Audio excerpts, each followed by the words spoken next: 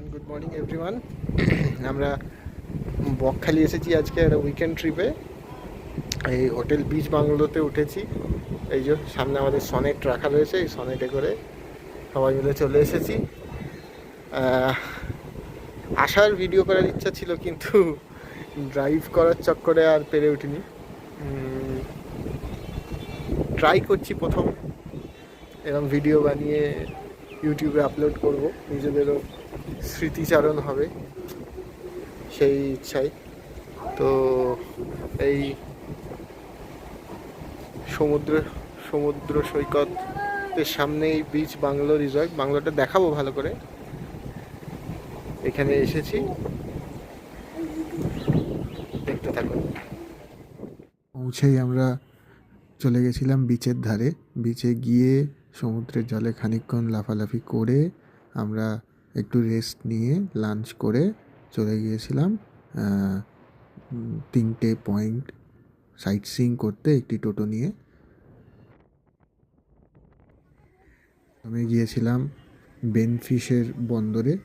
এখান থেকে জম্বুদ্বীপ যাওয়ার ট্রলার ছাড়ে, যদিও আমরা জম্বুদ্বীপ যাইনি, কিন্তু আমরা ওখানে গিয়ে যেসব ট্রলারে করে মাছ ধরে এনেছিল সেই সব দেখে একটু ঘুরে ঘাড়ে চলে গেছিলাম কার্গিল বিচে।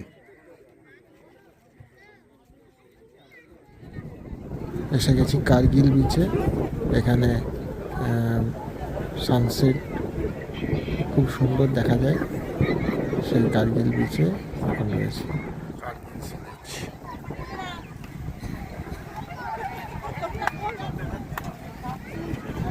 সি বিচে এসেছি, বকখালির কার্গিল সি বিচ, সানসেট পয়েন্টে সানসেট দেখতে।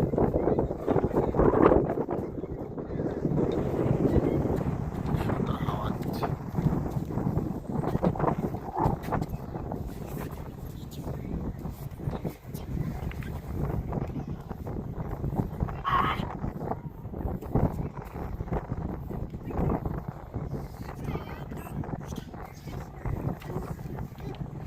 ফ্রেজারগঞ্জ, ফ্রেজার সাহেবের বাড়ি ভগ্নদশায়।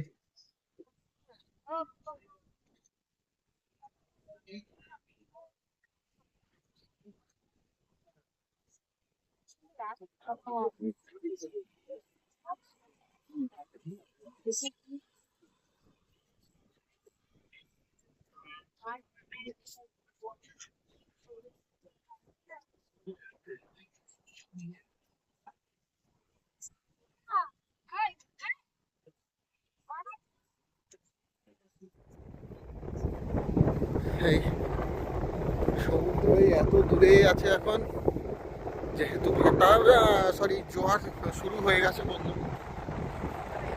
কত লাল কাঁকড়া, আমি জানি না ক্যামেরায় দেখা যাচ্ছে কিনা, জুম করে দেখাই। হ্যাঁ, ভর্তি গিজগিজ করছে লাল কাঁকড়া। তবে কাছে যাওয়ার জন্য নেই, কাছে গেলেই সব পালিয়ে যাবে।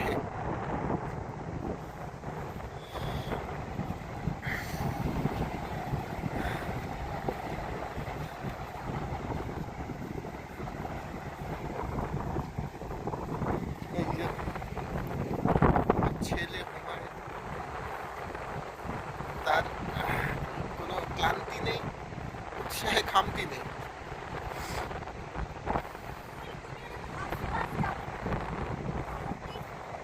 কোথায় যাচ্ছ, কি করতে? সমুদ্রে সাঁতার কাটতে চলবে। অসম্ভব হাওয়া।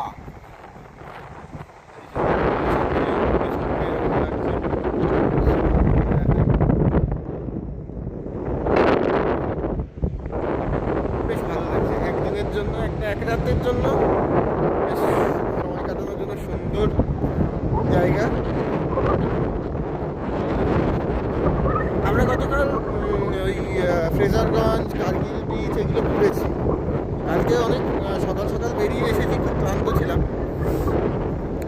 দিয়ে একটুখানি বিচে খানিকক্ষণ থেকেছি। বিচে সাদা বালি তো, খুব মানে থাকা যাচ্ছে না, বেশিক্ষণ থাকিনি, একটুখানি ঘন্টা দেড়েক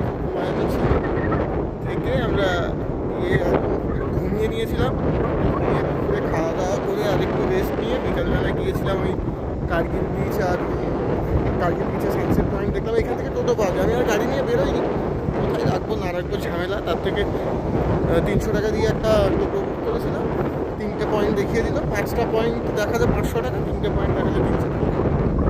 আমরা ওই হেনরিজ আইল্যান্ডে যাইনি, তখন বেরিয়েছিলাম তখন 4টে সাড়ে 4টে, সময়ে পুরোতো না, মাও ছিল সাথে।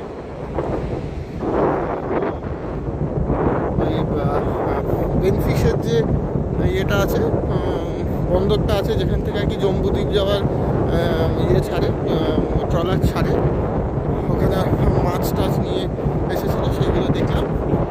সেখান থেকে গেলাম কার্গিল বিচ। কার্গিল বিচের ভিডিও আছে আমার কাছে, দেখাবো। তারপর সেখান থেকে ফ্রেজারগঞ্জ গেলাম। ফ্রেজারগঞ্জে একটুখানি মিনিট 15 সময় কাটিয়ে চলে এসেছিলাম। ভেবেছিলাম সন্ধ্যাবেলা একটু বিচ মার্কেটটা দিকে যাবো। আমরা অ্যাকচুয়ালি বিচ মার্কেট থেকে একটু দূরেই আছি। ওই যে ধরুন ওইটা বিচ মার্কেট, এইটা বিচ মার্কেট, এই শ্যাকগুলোর পেছন দিকে এইখানটা, এটা বেশ ভালোই দূরত্ব। এই যে এটা আমাদের বিচ বাংলো রিসোর্ট, আর ওইদিকে হচ্ছে। তো সন্ধ্যাবেলা ভেবেছিলাম যে যাব, কিন্তু এত ক্লান্ত হয়ে গেছি, সকালবেলা উঠেছি, আবার এই ড্রাইভ করে এসেছি, দিয়ে আর ভালো লাগছিল না, সেই জন্য আর যাইনি। রাতে ডিনার করে রাত্রি শুয়ে পড়েছিলাম।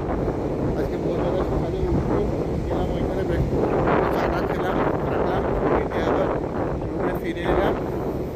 আজকে আমরা বেরিয়ে যাবো, চলে যাবো। ইচ্ছা আছে যাওয়ার পথে হেনরিজ আইল্যান্ডটা দেখে যাবো, রাস্তাতেই পড়বে, দেখা যাক কী হয়। পারি কিনা, মা পারি কিনা, মায়ের জন্য খুব টায়ারিং, হাঁটতে হয় অ্যাকচুয়ালি, হাঁটার অভ্যাস নেই মায়ের।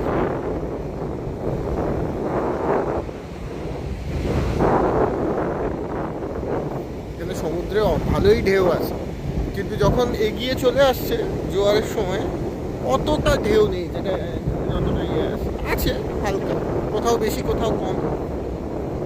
ওইদিকে ধোঁয়া ধোঁয়া মতো লাগছে, দেখা যাচ্ছে না ওই যে মানে হরাইজনটা দেখা যাচ্ছে, সবুজ সবুজ গাছের মতো আছে, মনে হচ্ছে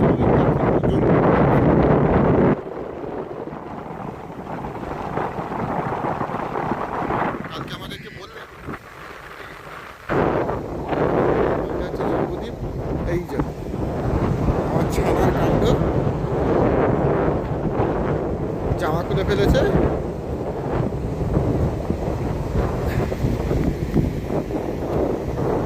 তুই জামা খুলে ফেললে কেন?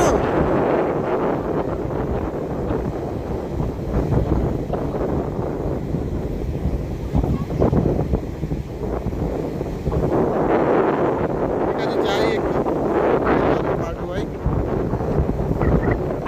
চপ্পলটা এখানে খুলে রেখে দেয়।